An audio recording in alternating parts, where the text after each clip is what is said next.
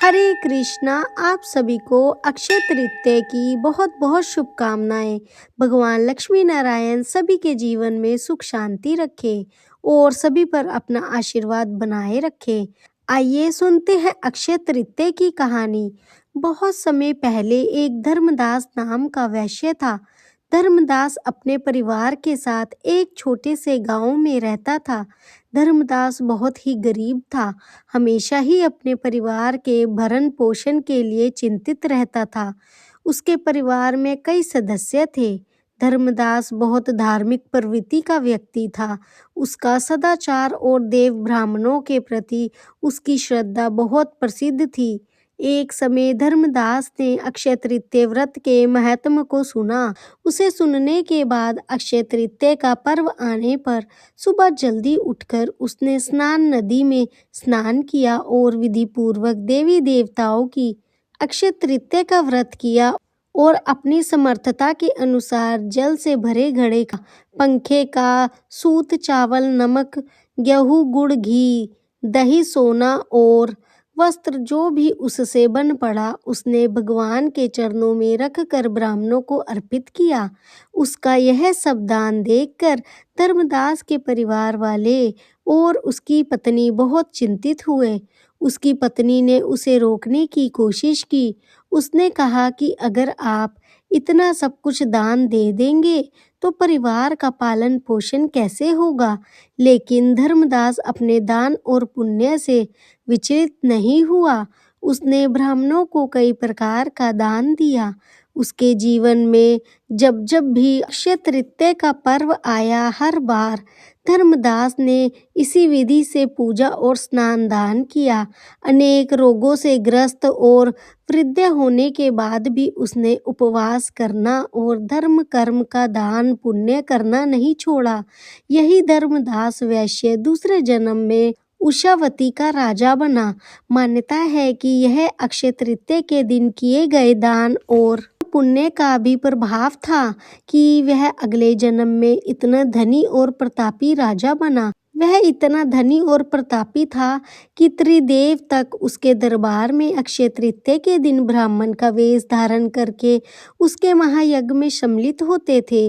अपनी श्रद्धा और भक्ति का उसने कभी घमंड नहीं किया। वह प्रतापी राजा महान और वैभवशाली होने के बाद भी धर्म के मार्ग से कभी विचलित नहीं हुआ। जैसे भगवान ने धर्मदास पर अपनी कृपा की, जैसे धर्मदास को अपनी शरणों में लिया, अपनी भक्ति प्रदान की और उसके सभी कष्टों को हर लिया। जो भी व्यक्ति इस अक्षय तृतीया की कथा को सुनता है या पढ़ता है, विधि विधान से अक्षय तृतीया के दिन पूजा करता है, दान करता है, उसे अक्षय पुण्य और यश की प्राप्ति होती है। तो सभी प्रेम से बोलिए लक्ष्मी माता की जय, विष्णु भगवान की जय। एक समय की बात है, कान्हा जी के परम भक्त श्री माघवेंद्रपुरी जी अपनी धार्मिक यात्राओं के दौरान व्रजमंडल में कुछ समय के लिए रुके थे। एक रात जब माधवेंद्रपुरी जी रात में विश्राम कर रहे थे तो गोपाल जी उनके सपने में पधारे और कहने लगे, देखो पुरी जी, मैं ना जाने कब से इस कुंज में पड़ा हूँ। सर्दी, गर्मी और बरसात में मुझे बहुत कष्ट होता है। आप मुझे यहाँ से निकालो और कुंज से निकालकर मेरे विग्रह को श्री गिरजाराज पर स्थापित कर दो। श्री माघवेंद्रपुरी जी सुबह में जागे तो रात के सपने के बारे में सोचने लगे, लेकिन भगवान का आदेश था, अगर मगर की तो कोई गुंजाइश ही नहीं थी। उन्होंने कुछ लोगों को साथ में लिया और उस स्थान पर पहुंच गए जहां पर कान्हा जी ने बताया था। कुंज की खुदाई शुरू की गई। उसमें से कान्हा जी का एक बड़ा ही मनमोहक विग्रह निकला। विग्रह को निकालकर स्वच्छ करके पंचामृत आदि से स्नान कराकर श्री माघवेंद्रपुरी महाराज जी ने भगवान के आदेश के अनुसार उन्हें गिरजाराज पर स्थापित कर दिया और उनकी पूजा अर्चना की। यह सब कुछ कार्य भगवान के कहे अनुसार ही किया गया था। एक रात में फिर कान्हा जी श्री माघवेंद्र पुरी जी के सपने में आए और कहने लगे, पुरी जी, मेरा यह विग्रह बहुत समय से कुंज में पड़ा था, इसलिए गर्मी से मेरा शरीर तप रहा है। जब जगन्नाथ पुरी जाइए और वहां पर मल्याचल से चंदन लेकर आइए और मेरे शरीर पर उस चंदन का लेप कर दीजिए। बस फिर क्या था, अगले दिन सुबह ही श्री माघवेंद्र पुरी जी मल्याचल के लिए निकल पड़े। मल्याचल पहुँचते पहुँचते माघवेंद्र पुरी जी को काफी समय लगा, क्योंकि बहुत लंबी यात्रा थी और पहले के इस जमाने में तो यात्रा भी पैदल ही करनी पड़ती थी। वहां पहुंचकर श्री माघवेंद्र पुरी जी ने मल्याचल से बहुत सारा चंदन लिया और वापसी की यात्रा शुरू कर दी। रास्ते में रेमुना नामक स्थान पर विश्राम करने के लिए कुछ देर तक गोपीनाथ जी के मंदिर में रुक गए।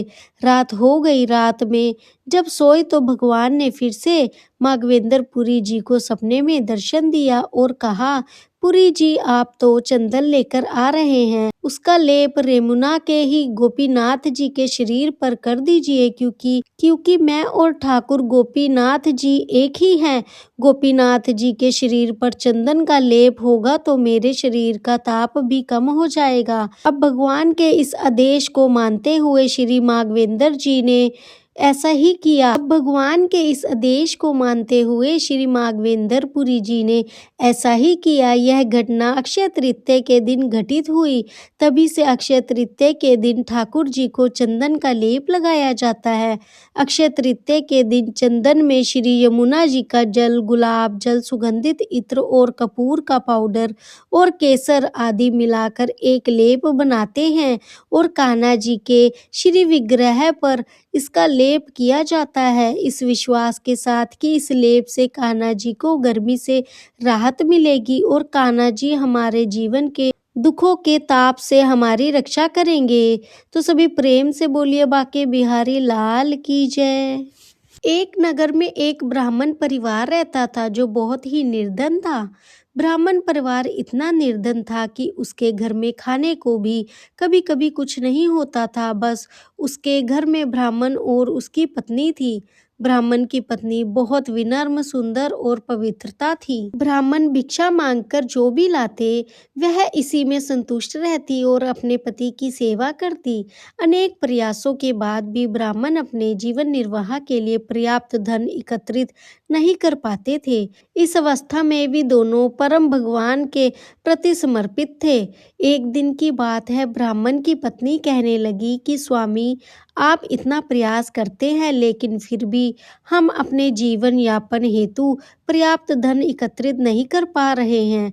हमारे भाग्य में संतान सुख भी नहीं है। निश्चय ही हमसे कोई अपराध हुआ है या फिर कोई पूर्व जन्म का फल है जिसका फल हमें इस जन्म में भुगतना पड़ रहा है। हे स्वामी, मैंने सुना है कि इस समय महान ऋषि वशिष्ठ जी हमारे नगर में पधारे हुए हैं। मेरी विनती है कि आप उनके पास जाइए और हमारी इस अवस्था का कारण और उसका समाधान पूछिए। ब्राह्मण को भी यह सुझाव अच्छा लगा। अपनी पत्नी की बात मानकर ब्राह्मण अगले ही दिन महर्षि वशिष्ठ जी के पास गए। वहां जाकर ब्राह्मण ने प्रणाम किया और हाथ जोड़कर ऋषि के सामने बैठ गए। उन्होंने प्रार्थना करते हुए कहा, हे महर्षि, आप तो सब कुछ जानने वाले हैं, प्रत्येक जीव के भूत, भविष्य और वर्तमान से परिचित हैं। हे प्रभु, कृपा कर मेरी इस अवस्था का कारण बताइए।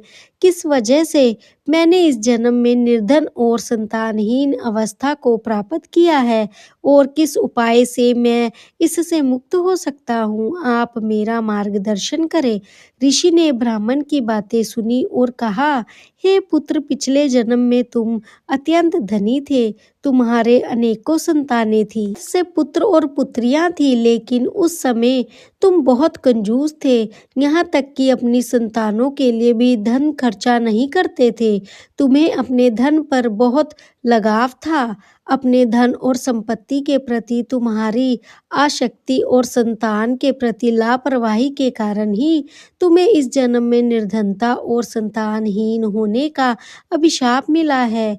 उस समय किसी समय तुमने वैशाख के महीने में अंतिम 5 दिन का व्रत किया था, इसीलिए इस जन्म जन्म में तुम्हें ब्राह्मण का शरीर और इतनी सदाचारी और अच्छी पत्नी प्राप्त हुई है। अगर तुम इस जन्म में भी विशाख के महीने के कम से कम 5 दिन का व्रत करो, भगवान कृष्ण की आराधना करो, तो इस अभिशाप से मुक्त हो सकते हो। विशाख के महीने में शुक्ल पक्ष में आने वाली अक्षय तृतीया के दिन भगवान श्री कृष्ण की पूजा करो। अक्षय तृतीया का व्रत करके, माता लक्ष्मी की पूजा करके अपनी समर्थता के अनुसार जितना भी हो सके दान करो। अगर कुछ भी ना कर सको तो एक जल से भरा घड़ा ही दान कर दो। इससे तुम्हें अक्षय पुण्य की प्राप्ति होगी। ब्राह्मण देव वशिष्ठ मुनि की बातें सुनकर अपने घर आ गए। घर आकर उन्होंने अपनी पत्नी को सारी बातें बताई।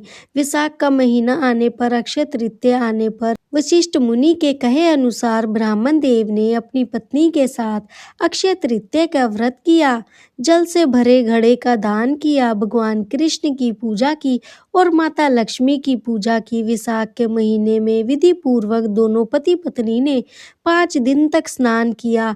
उसके फल से ब्राह्मण अपने निर्धन और संतानहीन अवस्था से मुक्त हो गए। अक्षय तृतीया की इस कथा को जो कोई भी सुनता है या पढ़ता है, उसे माता लक्ष्मी की कृपा प्राप्त होती है। तो सभी प्रेम से बोलिए माता लक्ष्मी की जय हो।